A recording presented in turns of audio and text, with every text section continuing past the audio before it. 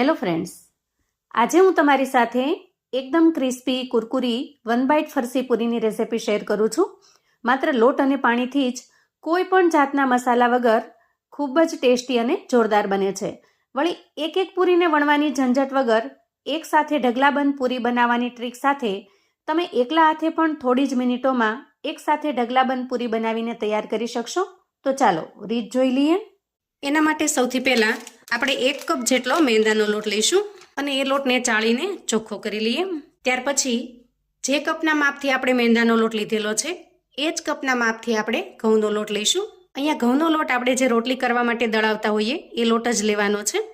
અને હવે ઘઉંના લોટને પણ આપણે સરસ રીતે ચાળી લઈએ. અહીંયા તમારે જો મેંદાનો અને ઘઉંનો લોટ મિક્સ ન કરવો હોય તો તમે માત્ર ઘઉંના લોટથી પણ બનાવી શકો છો, કેમ કે ઘઉંના લોટથી એકદમ હેલ્ધી એવી પૂરી તૈયાર થશે.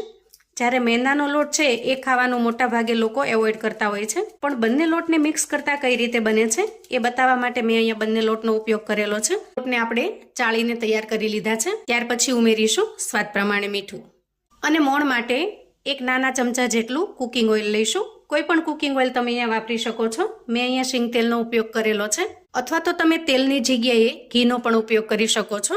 એનાથી પણ ટેસ્ટી લાગશે. તો મોણ તરીકે તમારે ઘી ઉમેરવું કે તેલ ઉમેરવું એ તમારી ચોઈસ પર ડિપેન્ડેડ છે. આ બધી જ વસ્તુને આપણે સરસ રીતે મિક્સ કરી લઈએ. આજે આપણે જે પૂરી બનાવીશું, જે ક્રેકર્સ બનાવીશું, એ બિલકુલ મસાલા વગર માત્ર લોટ અને પાણીથી બનાવીશું. બિલકુલ વધારાના કોઈ પણ મસાલાનો ઉપયોગ કર્યા વગર. હવે જુઓ, અહીંયા લોટની અંદર એકદમ સરસ મોણ લાગી ગયું છે. હવે આપણે થોડું થોડું પાણી ઉમેરી લોટને સરસ રીતે બાંધીને તૈયાર કરી લઈશું. અહીંયા પાણી ઉમેરતી વખતે પાણીનું પ્રમાણ આપણે થોડું થોડું જ રાખીશું, જેથી એકસાથે વધારે પાણી ન પડી જાય અને લોટ ઢીલો ન થઈ જાય. કેમ કે લોટ જો ઢીલો થઈ જશે તો ફરી આપણે એમાં મેંદાનો કે ઘઉંનો લોટ ઉમેરવો પડશે અને એમ કરવાથી રેસિપી બનાવવાનું બેલેન્સ વિખાઈ જશે. તો મોટા ભાગે જ્યારે પણ આપણે તહેવારોની અંદર અથવા તો નાસ્તા માટે ફરસી પૂરી બનાવતા હોઈએ, એમાંય ખાસ કરીને જો મેંદાના લોટની ફરસી પૂરી બનાવતા હોઈએ તો એના અંદર તીખાનો પાવડર છે અથવા તો શેકેલા જીરાનો પાવડર, અજમા, આ બધી જ વસ્તુઓ મિક્સ કરતા હોઈએ. પણ આજની આપણી જે રીત છે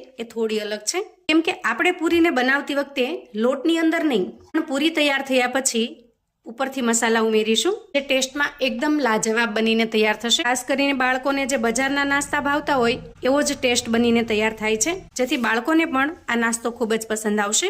હવે જુઓ, આપણે અહીંયા લોટ બાંધીને તૈયાર કરી લીધો છે અને લોટને આપણે આ રીતે સેમી સોફ્ટ બાંધીને તૈયાર કરવાનો છે. અહીંયા તમે જોઈ શકો છો કે લોટ વધારે પડતો ઢીલો પણ નથી થયો કે વધારે પડતો કઠણ પણ નથી.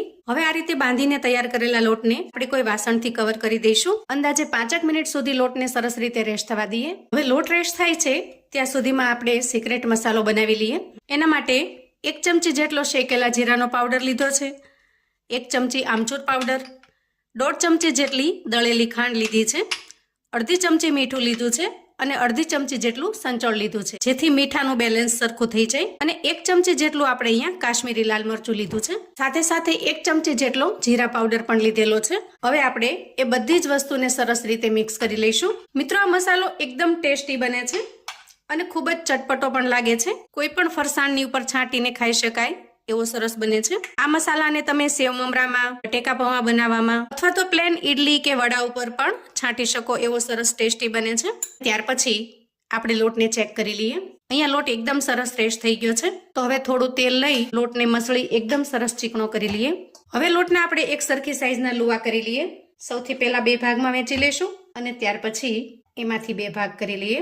જુઓ, આ રીતે ભાગમાં વહેંચી લેવાના અને આ 3 ભાગને સાઈડ પર મૂકી આ એક લુવો લઈ લઈએ અને એ લુવાને મસળી આ રીતે ગોળ શેપ આપી દઈએ. હવે થોડો લોટ સ્પ્રિંકલ કરી દઈએ. અહીંયા તમે ઘઉંનો લોટ અથવા તો મેંદાનો લોટ કોઈ પણ લોટ લઈ શકો છો. હું અત્યારે ઘઉંનો લોટ લઈ રહી છું અને લુવાને બંને સાઈડ લોટથી કવર કરી લઈએ અને ત્યાર પછી વણી લઈએ. હવે આપણે આ રીતે વણતા વણતા એકદમ પતલી પૂરી થઈ જાય ત્યાં સુધી વણી લેવાની છે. અહીંયા તમે એની થિકનેસ જોઈ શકો છો.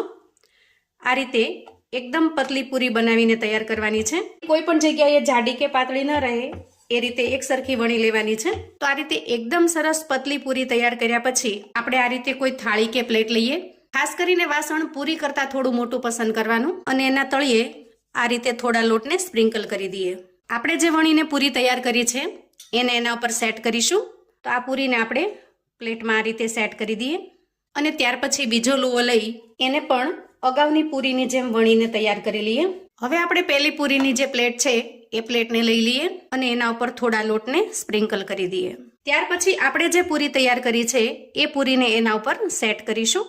એક્ઝેક્ટ માપ પ્રમાણેની એક સરખી જ પૂરી બનીને તૈયાર થઈ છે, કેમ કે આપણે લુવા જે બનાવ્યા એ એક સરખા માપના બનાવેલા છે. જુઓ, તો હવે બાકી વધેલા બંને લુવામાંથી હું આ રીતે પૂરી બનાવીને તૈયાર કરી લઉં છું અને જે રીતે આપણે અગાઉ પૂરી સેટ કરી એ રીતે પૂરીને સેટ કરી લઉં છું. મિત્રો, આ પૂરી બનાવવાની રીત એટલી સિમ્પલ અને સરળ છે કે બસ વાતો કરતા કરતા ફટાફટથી બનાવીને તૈયાર કરી શકશો. એકદમ સરળતાથી બનીને તૈયાર થશે. અને અહીંયા મજાની વાત તો એ છે કે તમારે એક એક પૂરીને વણવાની ઝંઝટ નથી.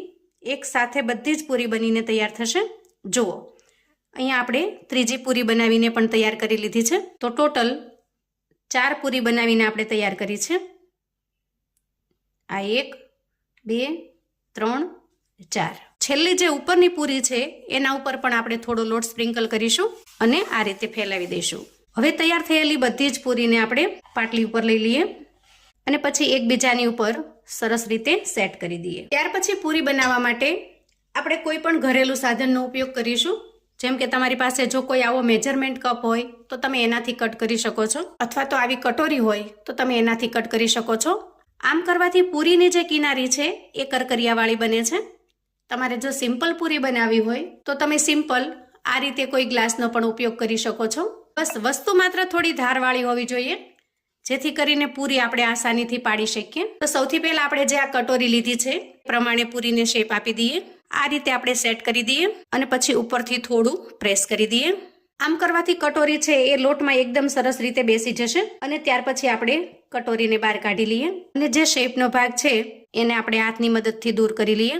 જુઓ, અને હવે આના અંદર જે પૂરી છે એ બધી જ પૂરીને આપણે અલગ કરી લઈએ.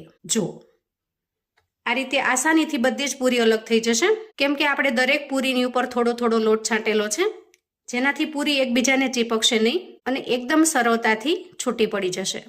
એકદમ મસ્ત શેપ બનીને તૈયાર થયો છે. અહીંયા તમે જોઈ શકો છો. આ રીતે ઘરમાં તમારી પાસે જે કોઈ ગેજેટ હોય એનાથી તમે શેપ આપીને તૈયાર કરી શકો છો અને વળી એક સાથે જાજી બધી પૂરી બનાવીને તમે તૈયાર કરી શકશો. તો મિત્રો, હવે આ જ પ્રોસેસથી હું બધી જ પૂરી પાડીને તૈયાર કરી લઉં છું. જો, અહીંયા તમે જોઈ શકો છો. અને આ જે વધારાનો ભાગ વધ્યો છે લોટનો, એને તમે જો ઈચ્છો તો ફરીથી મિક્સ કરી અને શેપમાં લઈ શકો છો.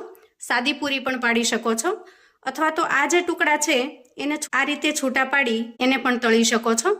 આ શેપની અંદર પણ એકદમ મસ્ત અને ટેસ્ટી લાગશે. તો હું આ બધા જ જે ટુકડા છે એને પણ છૂટા કરી લઉં છું. હવે અહીંયા ગેસ ઓન કરી ગેસ ઉપર મેં તેલ ગરમ થવા માટે મૂકી દીધું છે. જુઓ, તેલ સરસ રીતે ગરમ થઈ ગયું છે. તો થોડો લોટ નાખી ચેક કરી લઈએ. જુઓ, આ રીતે લોટ તરત જ ઉપર આવી જાય એટલે સમજવાનું કે તેલ સરસ રીતે ગરમ થઈ ગયું છે. તો હવે આપણે પૂરી ઉમેરીશું. અહીંયા એક સાથે જેટલી સમાય એટલી પૂરી આપણે ઉમેરી દેવાની અને ત્યાર પછી એની સાઈડને ચેન્જ કરી લઈશું. આ રીતે 2 થી 3 વખત અલટાવી પલટાવી એકદમ સરસ ગોલ્ડન બ્રાઉન કલરની થાય ત્યાં સુધી પૂરીને તળી લેવાની છે. પૂરીને તળાતા બિલકુલ વાર પણ નહીં લાગે. અંદાજે 1 થી 1.5 મિનિટની અંદર જ સરસ રીતે તળાઈ જશે. તો જુઓ, એકદમ ક્રિસ્પી કરારી 1 બાઈટ ફરસી પૂરી બનીને તૈયાર છે. એક જ બટકામાં આખી પૂરી ખવાઈ જતી હોવાથી આપણે એને 1 બાઈટ પૂરી કહીશું. અહીંયા તમે જોઈ શકો છો. જુઓ, એકદમ ક્રિસ્પી બનીને તૈયાર થાય છે અને એનો વધારાનો જે ભાગ છે એને પણ આપણે તળીને તૈયાર કરી લીધો છે. જુઓ, એ પણ સુપર ક્રિસ્પી બન્યો છે. જુઓ, તો મિત્રો, સવારે કે સાંજે ચાની સાથે નાસ્તામાં આ પૂરી ખાવાની ખૂબ જ મજા પડી જાય એવી સરસ મજાની ક્રિસ્પી બને છે અને વળી એનો યુનિક અને અલગ શેપ ઘરમાં નાના મોટા સૌને પણ ખૂબ જ પસંદ આવે એવો બને છે. હવે આપણે જે મસાલો તૈયાર કર્યો છે એ મસાલાનો ઉપયોગ કઈ રીતે કરવાનો એ પણ બતાવી દઉં. જુઓ, અહીંયા તમે પૂરીનો જે વધારાનો ભાગ છે એ લઈ શકો છો અથવા તો પૂરીને પણ લઈ શકો છો અને ત્યાર પછી એના ઉપર જરૂરિયાત મુજબ આપણે મસાલો ઉમેરી દેવાનો અને સરસ રીતે મિક્સ કરી લેવાનો. આમ કરવાથી એકદમ સરસ મજાનો ચટપટો એવો નાસ્તો બનીને તૈયાર થશે. તો મિત્રો, આવું અવનવું જાણવા માટે અને મને સપોર્ટ કરવા માટે ચેનલ પર જો તમે નવા છો તો પ્લીઝ ચેનલને સબસ્ક્રાઈબ કરો. વિડીયો ગમે તો લાઈક અને શેર કરો. તમારા સગા સંબંધી મિત્રોને પણ આપણી આજની એકદમ યુનિક અને અલગ એવી 1 બાઈટ ફરસી પૂરીની રેસિપી ચોક્કસથી મોકલી આપજો, જેથી એ લોકો પણ બનાવીને તૈયાર કરી શકે, એન્જોય કરી શકે અને એના પરિવારને પીરસી શકે. કોમેન્ટમાં મને ચોક્કસથી જણાવજો મિત્રો કે આજની આ પૂરી બનાવવાની રીત તમને કેવી લાગી છે. ફરી મળીશું એક નવી રેસિપી સાથે. ત્યાં સુધી આવજો મિત્રો.